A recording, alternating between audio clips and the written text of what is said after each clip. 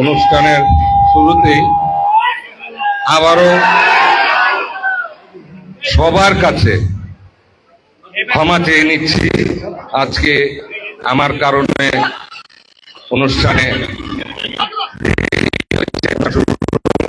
আমি বারবার কর্তৃপক্ষকে শুরু করে দেন, আমি এসে সর্বশেষ বক্তব্য দিব, কিন্তু কর্তৃপক্ষ রাজি হয়নি। তারপরও আমি সবার কাছে ক্ষমা চাই, ক্ষমা চাই, ক্ষমা চাই। প্লিজ আমাকে মাফ করে দিন।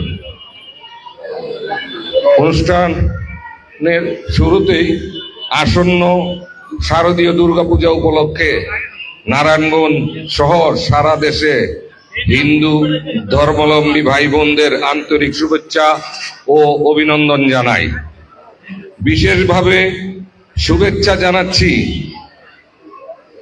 এই অনুষ্ঠান যারা আয়োজন করেছেন, পূজা উদযাপন ফন্ড, মহানগর এবং জেলা নেতৃবৃন্দ, যারা এখানে নেতৃবৃন্দ উপস্থিত আছেন, শঙ্কর সাহা, ননীগোপাল সাহা, তারাপদ আচার্য, ভবানী শঙ্কর রায়, লিটন চন্দ্র পাল, জয় কে রায় চৌধুরী, বাপি, আমার স্নেহের অনু এবং কার্তিক ঘোষ সহ উপস্থিত সকল নেতৃবৃন্দ ও গণ্যমান্য ব্যক্তিবর্গকে এবং যারা এখানে জাতীয়তাবাদী দলের বিভিন্ন জাতীয়তাবাদী মূল দল সহ বিভিন্ন অঙ্গ সংগঠনের নেতৃবৃন্দ যারা উপস্থিত হয়েছেন, তাদেরকে সবাইকে সাধুবাদ জানাই, ধন্যবাদ জানাই। এবং আপনারা যারা এই অনুষ্ঠানটি দেখছেন, সবাইকে আমি আপনাদেরকে একটা জিনিস বলতে চাই। যারা সনাতনী ভাই বোনেরা, মাসি পিসিরা আছেন, আমাকে আপনারা হয়তো 20-25 বৎসরের একটা গ্যাপ আমাদের আছে। আমি 96-এর পরে আমি আমার ব্যবসা বাণিজ্যের জন্য আমার এলাকার লোকজনদের সাথে আমার যোগাযোগ একটু কম ছিল। এর আগ পর্যন্ত 96-এর আগ পর্যন্ত আমার শৈশব, আমার কৈশোর, আমার যৌবনের বহু অংশ আমি আপনাদের সাথেই কাটিয়েছি। সেই লক্ষণখোলা থেকে ওই পারের চিত্তরঞ্জন থেকে সেই সমস্ত জায়গায় সমস্ত সময় প্রতিদিন আমার বিচরণ ছিল। নগরখানপুর, সিদ্দিকোপাল আকরা, আমি নিজে যেখানে জন্মেছি যে অঞ্চলে, এবং আমি আমার পরিবার, যেহেতু আমরা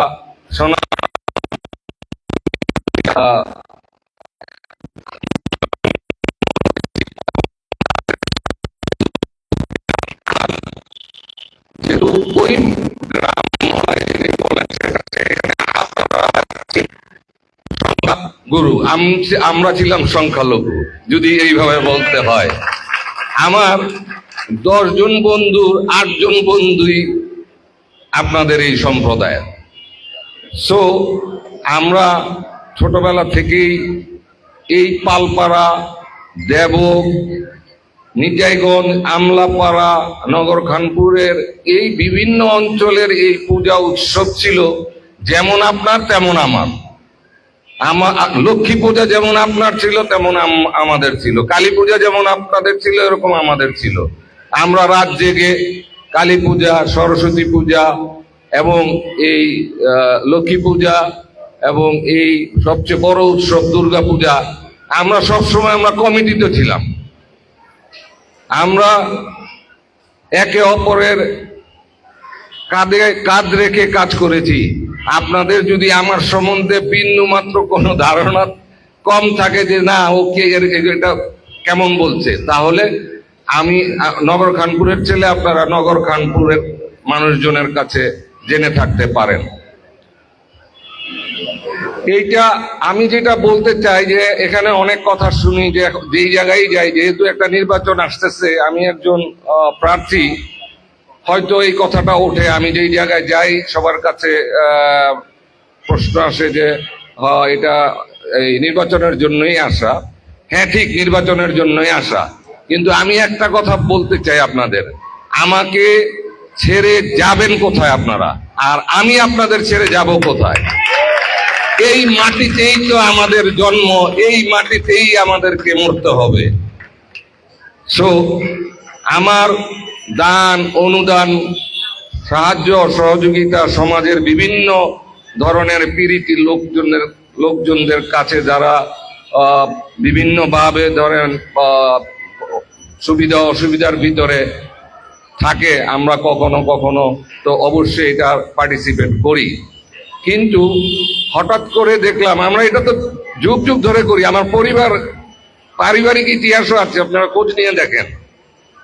তা আজকে আমরা খেয়াল করি যে আমাদের এই কন্ট্রিবিউশন টু সোসাইটি, অনেকের স্কিন বার্ন হচ্ছে, অনেকের জ্বালা ধরছে, অনেকের খারাপ লাগছে। কিন্তু আমি একটা জিনিস বলতে চাই, এবং জাতীয়তাবাদী দলের সমস্ত নেতাকর্মীদেরকে বলতে চাই, অনেক ধরনের কথা টথা হয়, ট্রল হচ্ছে, ছবির রাজনীতি হচ্ছে, আপনারা কারোর সাথেই কোনো দাম্ভিক জবাবে যাবেন না। আমরা সবাই মিলে এই সমস্ত কাজের জবাব দিব, সেটা কি করে? ভালো কাজ করে। এবং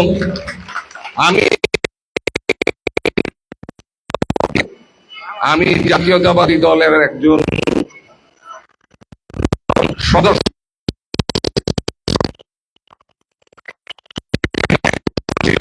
শহর বন্দরে এই প্রশ্নের উত্তর আশা করি মিলে গেছে। আমি জাতীয়তাবাদী দলের একজন সদস্য এবং দলের সর্বোচ্চ যে নেতা জনাব তারেক রহমান সাহেব, উনি আমার 14 পুরুষের খবর নিয়েই আমাকে এইটার সদস্য হতে যোগ্যতা রাখি কিনা সেটা ছানবিন করে দেখেই করেছে। আপনারা জানেন, দেখেন, 5ই আগস্টের পরে বিএনপিতে কোনো যোগদান হয়েছে? কোন সদস্য সংগ্রহ এইভাবে ঘটা করে হয়েছে? তাহলে নিশ্চয়ই উনি চিন্তা ভাবনা করেই আমাকে জয়েন করিয়েছেন, যাতে এই জয়েনিং দিয়ে হয়তো জয়েনিং এরপর থেকে শুরু হবে জাতীয়তাবাদী দলে যারা পরীক্ষিত নেতা নেত্রী আছেন তাদেরকে যোগ দেওয়াবেন।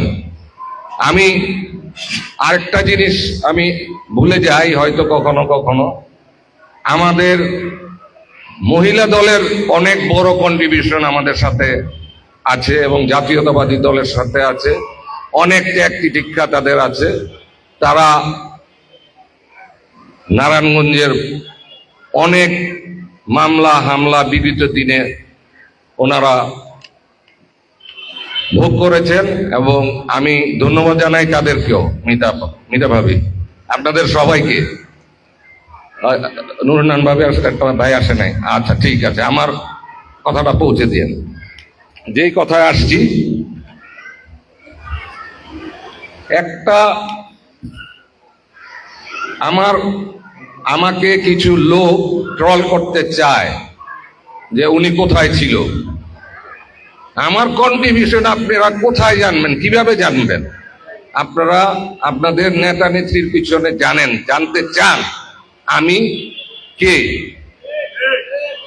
আমরা যদি পিছন থেকে আমরা যারা একটা অংশ, আমরা যদি গোপনে এই কন্ট্রিবিউশন না করতাম, আন্দোলনের অনেক করেছেন, নির্বাচন অনেক প্রতিহত করেছেন, নির্বাচনে জয়নও করেছেন এবং সবকিছুই করেছেন, কিন্তু এই 5ই আগস্টের যেই অবস্থা, সেই অবস্থাতে আমাদের অনেক বড় হাত রয়েছে, যেটা দল জানে। আপনারা স্বীকার করেন আর না করেন, আপনারা স্বীকার করেন না, সেটা আপনাদের ব্যাপার।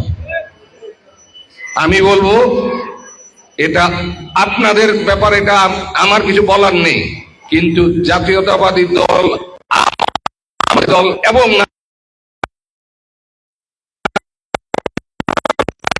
যে ওইখানে আমাদের কন্ট্রিবিউশনটা কি। সো আমি এই নিয়ে কথা বলবো না। আমি আমার কাজ দিয়ে জাতীয়তাবাদী দলে কাজ করে যেতে চাই, মানুষের জন্য কাজ করে যেতে চাই। যেখানে আমাদের কাছে এই যে সামনে যে শারদীয় দুর্গা উৎসব, এই উৎসবটা আমাদের সবার। এই উৎসবটা শুধু সনাতনী ভাই বোনদের না, এটা আমাদেরও। আমরা সবাই ঐক্যবদ্ধভাবে এবং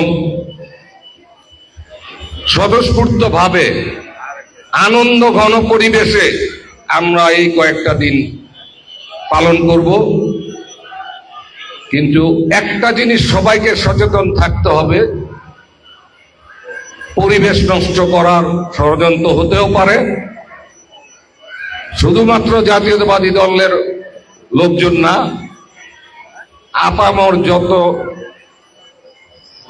হিন্দু, বৌদ্ধ, খ্রিস্টান সবাই মিলে আমরা এই যদি কোনো ষড়যন্ত্র হয়, তাহলে আমরা একসাথে ঐক্যবদ্ধভাবে জবাব দিব। আমাদেরকে সাবধান থাকতে হবে সবাইকে। এখানে পুলিশ আসবে, ধরেন ওনারা রাষ্ট্রীয় কাজ করবে, অন্যান্য বাহিনীর লোকজনরা আসবে, তারা রাষ্ট্রীয় কাজ করবে, কিন্তু স্বতঃস্ফূর্তভাবে পূজা পালন করব। নিরাপদ আমি আপনাকে দিব, আপনি আমাকে দিবেন নিরাপত্তা। আর শহীদ প্রেসিডেন্ট জিয়াউর রহমান, আমি আগেও আরেকটা অনুষ্ঠানে বলেছি, উনি সংখ্যালঘু কথা পছন্দ করতেন না। ওনার পরিবারের কেউই এই কথাটা, এই শব্দটাই পছন্দ করেন না।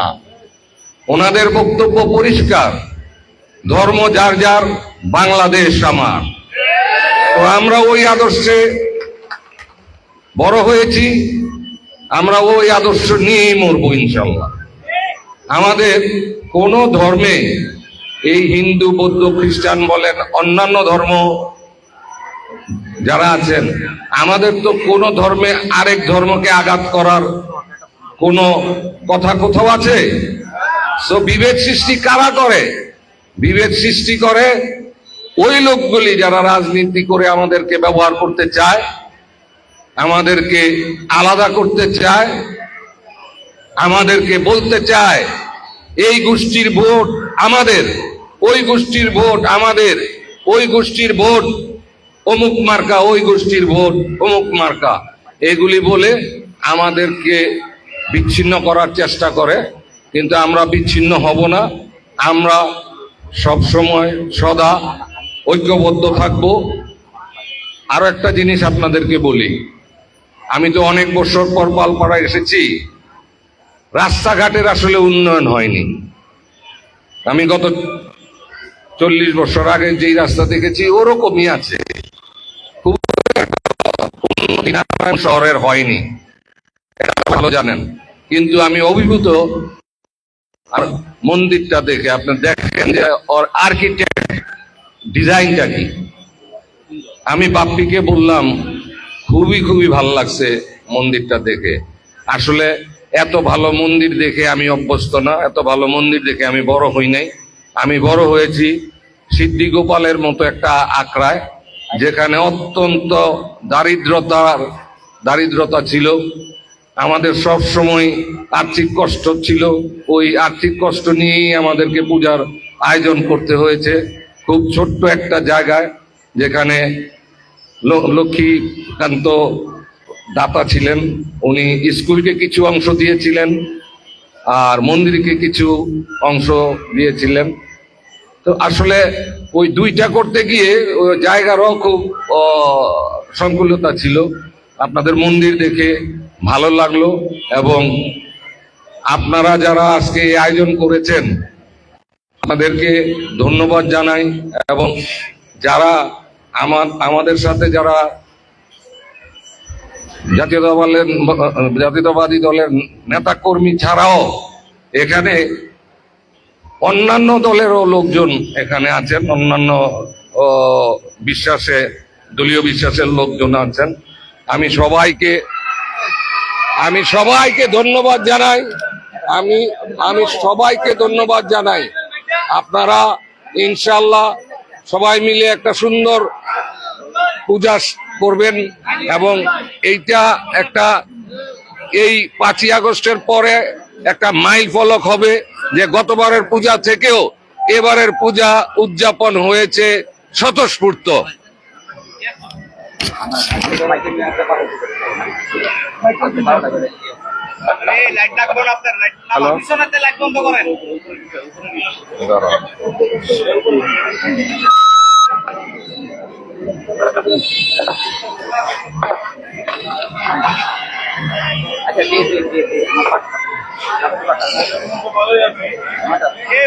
শেষ করে দেয় না।